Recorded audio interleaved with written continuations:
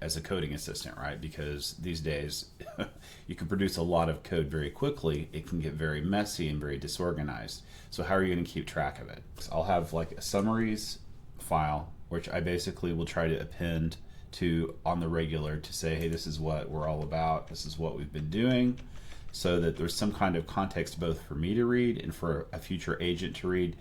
Just glancing through here, I can get a concept of what am I trying to build. So my objective is to build a chatbot that I can use locally. This is just a product for me right now that will attempt to use a small LLM locally to do some MCP tool usage callouts, only calling out to the paid models whenever I can't handle it with a local model, which is going to be often, but hey, I'm doing what I can to try to cut down on AI costs, and also just trying to keep more of the control on my local computer.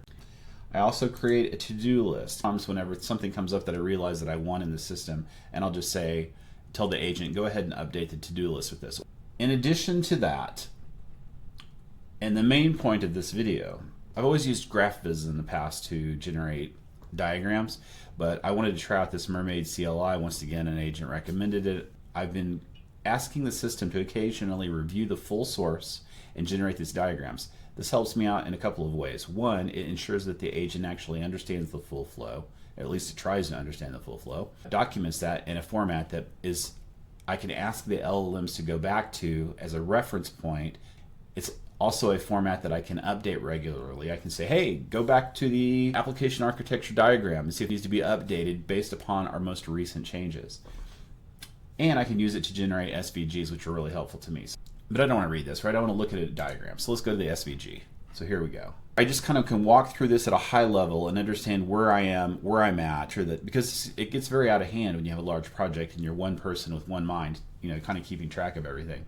So we hit the main function, right? There's a CLI command groups. We have some agent commands, like list the agents, show the agents that are available. We have some calculator commands. This is mostly kind of a toy implementation. And then we have the big guy, the chat commands. And that's where we get into like chat mode, started chat, set up the chat session that will interact with the LLM adapter, the MCP tool handler, and the agent delegation. And hey, that was nice. I should have gone full screen before that. Here we go.